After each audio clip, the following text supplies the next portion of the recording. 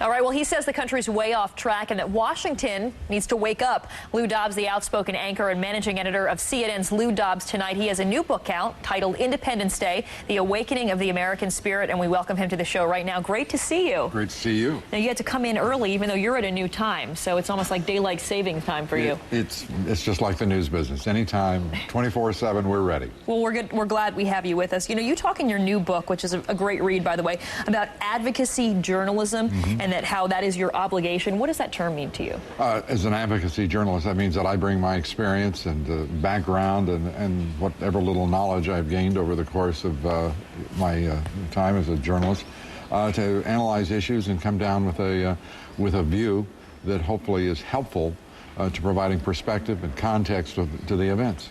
One of the things that you've certainly been talking about a lot is your outspoken views on immigration. And in fact, the latest poll numbers that we have from CNN show that 61% of Americans are saying that illegal immigration is extremely or very important to their vote for president. How about that? Do you think the candidates are talking enough about it? Oh, no. I think, as I've indicated in the book, this has been an issue. Illegal immigration has been a critically important issue to Americans for years now. It has been a critically important issue to this nation, along with border security. But there are two issues that the national mainstream media wouldn't poll on. We have seen this, whether it's the state of Arizona, whether it's California, whether it's New York, and all of this country in between.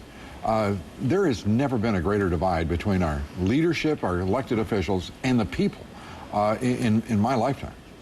You speak about the situation in New York right now, and of course, one of your core issues is this extreme opposition to the governor's proposal to offer driver's licenses to illegal Prince immigrants. Elliot, you mean? And the polling, I'm going to keep my mouth shut there, but the polling has largely... I'm an advocacy journalist. I could say the man is absolutely flaunting disregard for the citizens of New York. The polling really does seem to fall in favor of your point of view. However, there are other states where this seems to have just sort of happened. New Mexico offers driver's license to illegal immigrants, but they say that they have a computer system that can match photo IDs with a database in Mexico and confirm an applicant's identity. Does that solve any of your security concerns? It's an approach. It's certainly far better than what the Governor Spitzer is proposing in New York.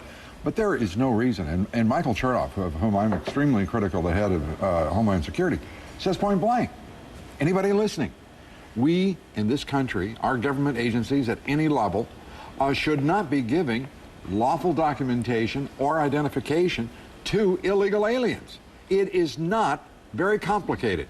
These people are illegal. If they want to drive on our roads, do what an American does when we're in Mexico or when we're in Europe or Asia. Get an international driver's license. Be honest. Be straightforward. That's the obligation. It's stupid. There's another big issue going on, and it's in the news again today, problems with recalls in China. And I want you to listen to what Republican presidential candidate Ron Paul said yesterday about the U.S. economy and how it relates to China.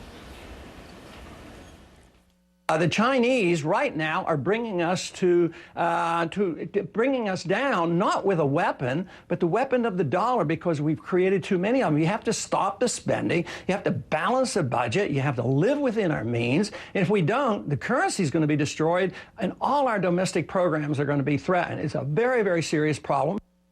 You know, this is something that Ron Paul has talked about a lot, yet he's still polling at the bottom of the pack. Is there not? Why isn't there more resonance about this problem with voters? One of the reasons is that you have two political parties, the Republicans and the Democrats, that are simply, those two parties are simply opposite wings of the same bird, and they're giving the bird to the American people. There is the dollar is declining.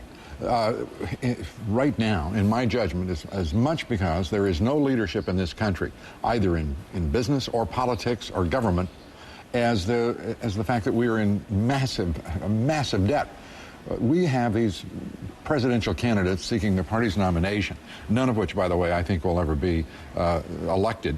I think we're going to see a surprise candidate between now and next November. But they're not talking An independent?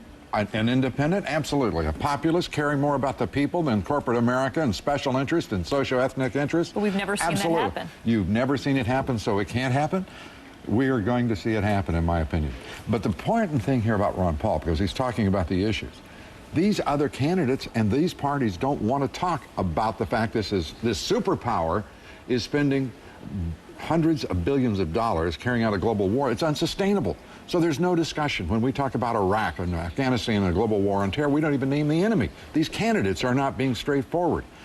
When we talk about a superpower, this is the world's largest debtor nation. Our middle class is getting screwed. Our public education system is falling apart, the great equalizer in the society.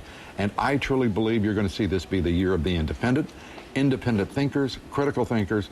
If the independents decide to create a party, it's going to be the thinking man and woman's party, and it's going to be an action party. All right, we'll see if it happens. Independence Day: Awakening the American Spirit is a new book. Lou, by the way, has moved starting a whole Monday. hour. That's right, 7 p.m. Eastern time. We'll be watching, by the way. Thanks for joining us. And that's awfully late for you, starting this early. We don't go to bed till 8, so you're in the clear. Now, come on, Kiran, come on. But we appreciate the thought. Thanks, Lou. We just do without